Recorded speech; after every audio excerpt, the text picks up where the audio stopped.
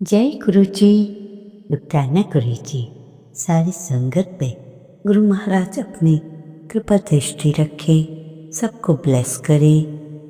तो संगत जी, आज का शुक्राना सत्संग शुरू करते हैं गुरु जी के मंत्र जाप से।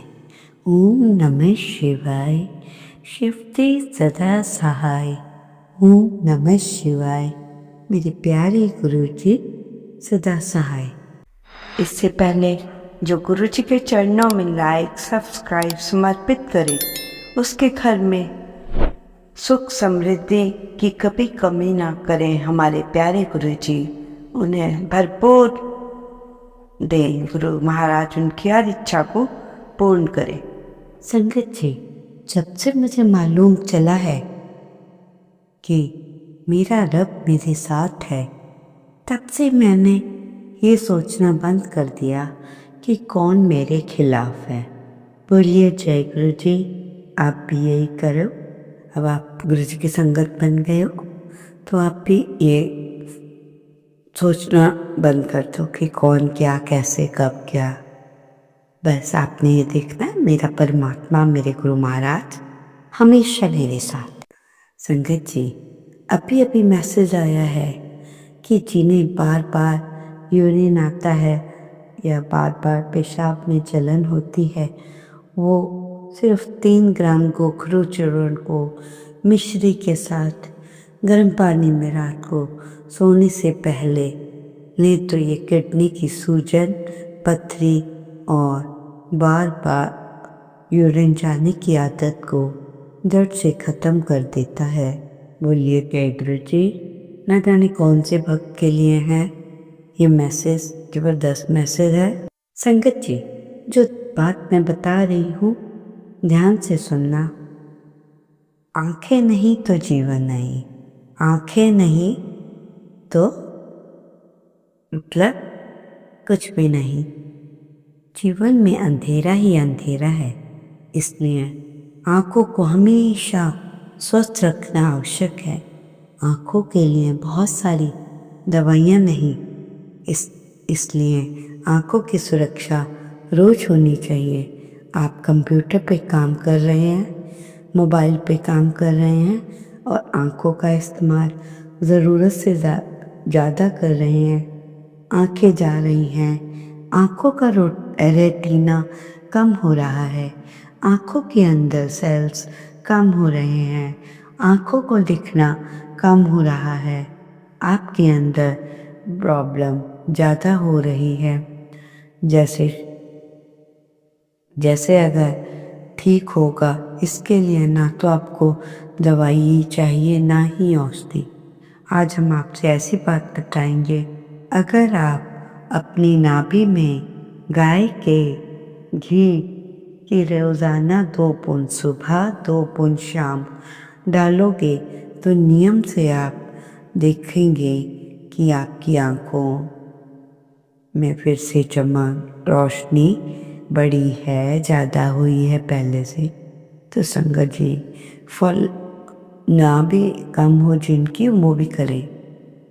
ये जब तक आप हो, आपकी आंखें तब तक से तेज बनी रहेंगी। संगत जी, एक सत्संग सुना रही हूँ जिसे आप पूरा सुनना और ये देखना कि कैसा ही सत्संग है ये।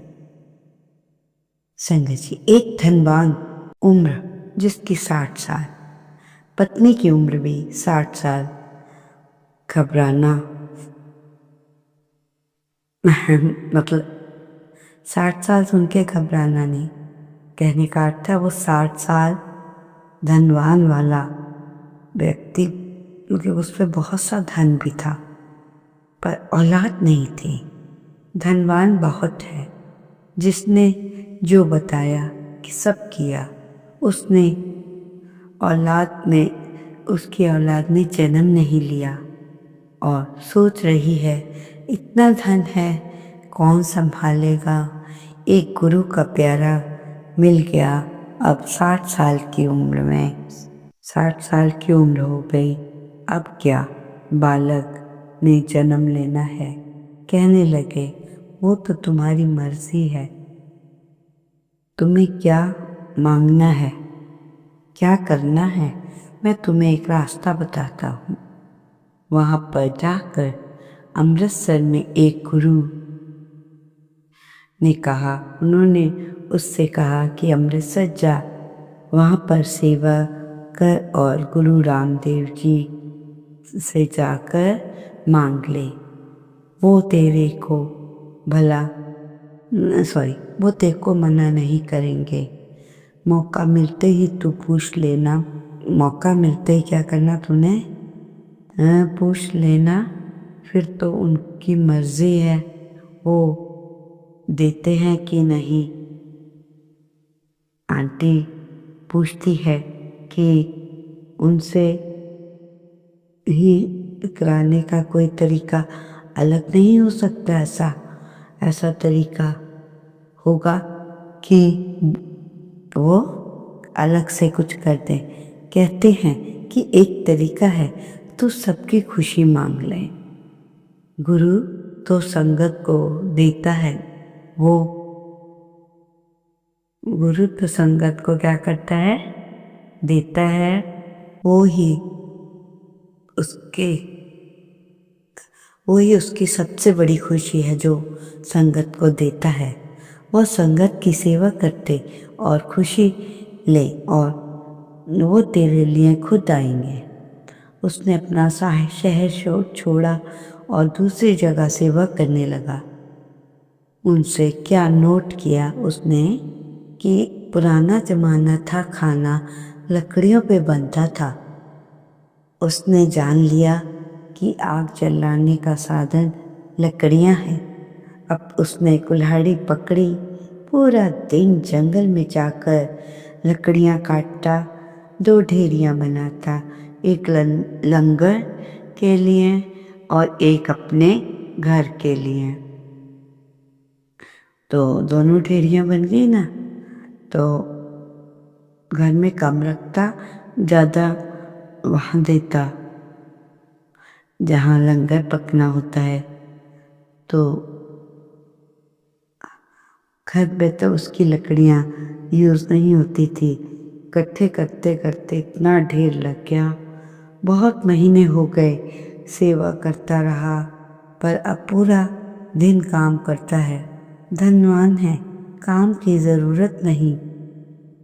इसलिए अमीर को एक बार वो तो इसलिए सेवा कर रहा था कि गुरु की कृपा उस पर हो जाए। अब वो दिन आ गया, इतनी बारिश हो रही थी, जितनी लकड़ियां थी वो सारी गीली हो गई, और गीली लकड़ी से चूल्हा नहीं जल सकता। और संगत बाहर से बहुत सारी आई हुई है। बरसात के साथ साथ ठंड भी बहुत हो गई, और लकड़ियां भी ये ली कि अगर आग सेकनी हो तो कैसे सेकते गीली लकड़ियां।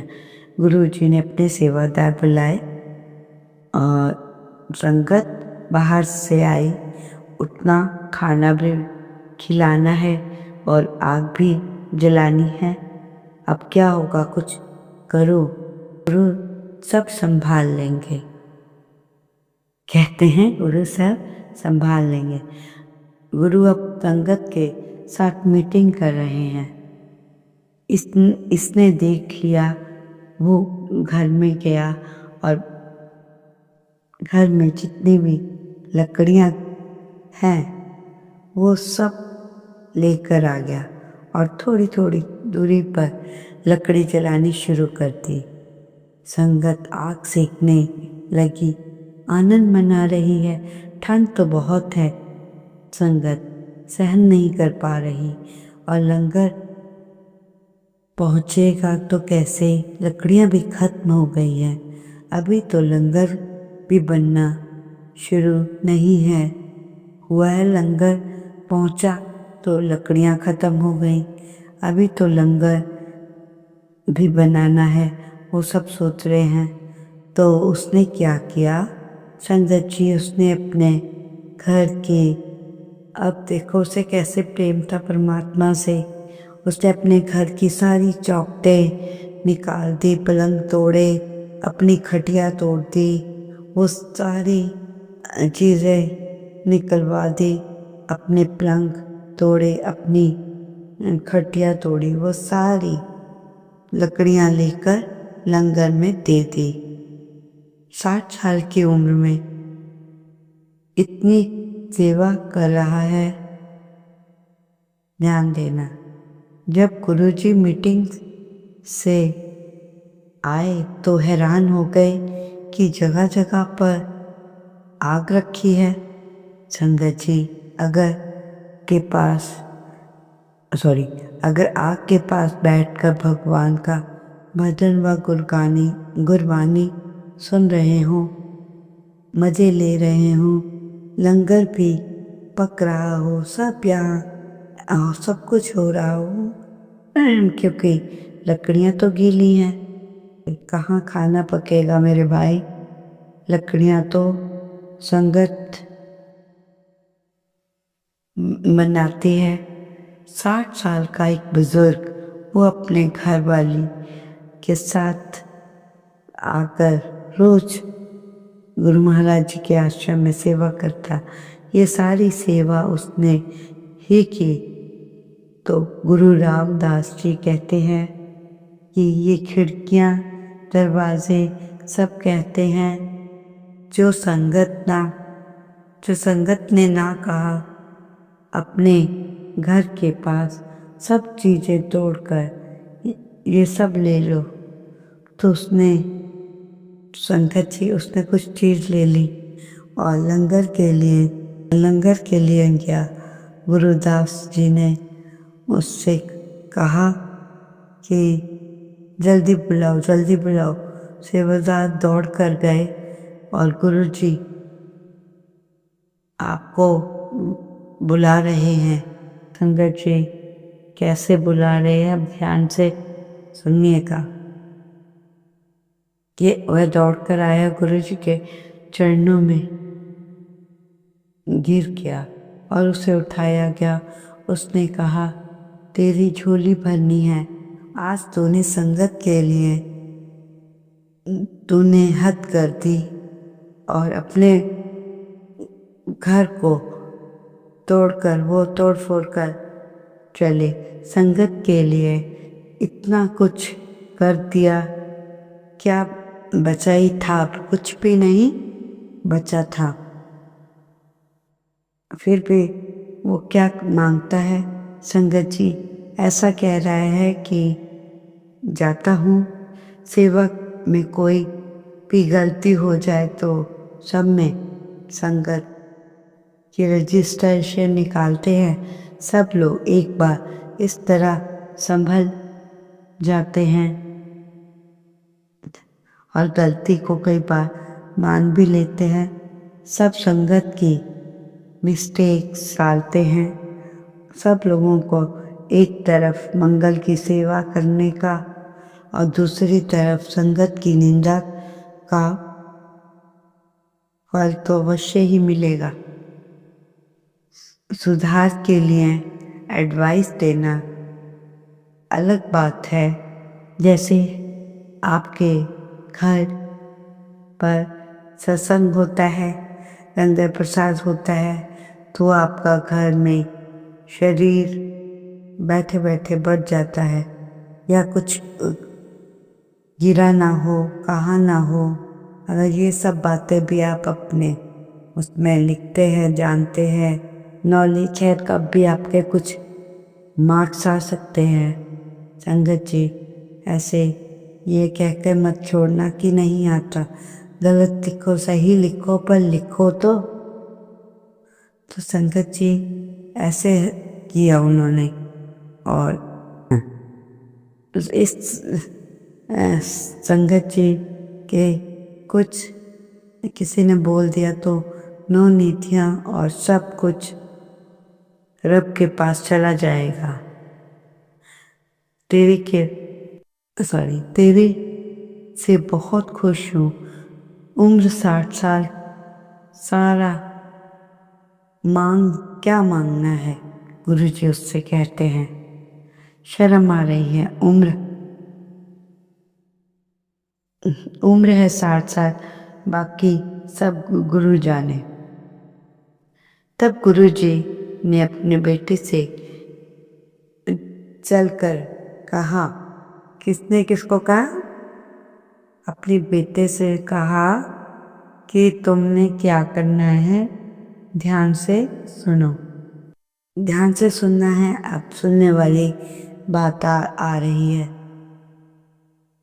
कि आपने जो मांगना है, शर्म आ रही है, 60 साल में सब कैसे मांगे। तब गुरुजी उनसे बोलते हैं कि चल कल मांग लेना। आज घर घरवाली से सलाह कर ले। तो गुरुजी जानते हैं कि उसे क्या करना चाहिए। घर पर सारी बात की। घरवाली कहने लगी, जाओ मांग लो ना, सारा जीवन तो मेरी को खाली रही, जो मांगना है मांग लो। अगले दिन गया तो और गुरुजी बोले, क्या बात है बता। तो वह बोला कि सेवा तो मैंने बहुत की, पर इसलिए मुझको कुछ मिला भी नहीं। तो गुरुजी बोलो आप क्या चाहिए? वह बोली कि सब कुछ मेरे लिए है, सब कुछ है, इतना धन आपने दिया है तो इतना काम मतलब आपने हमें धन दिया संभालने वाला, इतना नहीं जितना के धन है। तो संगत जी बात को समझो कि मेरी तो इच्छा है कि हो ही नहीं रही। वो उनका पति कहता है कि मैं कुछ कहूँ, इतना घर सुना है पर क्या कहूँ, इतना धन आपने दिया है तो संभालने वाला भी है और होना भी चाहिए, पर आपसे मिलकर मेरी तो इच्छा नहीं रही। सच में मुझे तो आपकी कृपा दृष्टि चाहिए और घरवाली को अपने घर का चिराग चाहिए। गुरुजी मुस्कुराए और बोले, इसका ना नाम है ना इतिहास है, चिराग कह लीजिए। चिराग चाहिए मुझे, घर का चिराग चाहिए। तो गुरुजी मुस्कुराए और बोले, ओम नमः शिवाय। शिवजी सदा सहाय। ओम नमः शिवाय। गुरुजी सदा सहाय। जय गुरुजी। शुक्राना गुरुजी, अनंतम अनंत शुक्राना।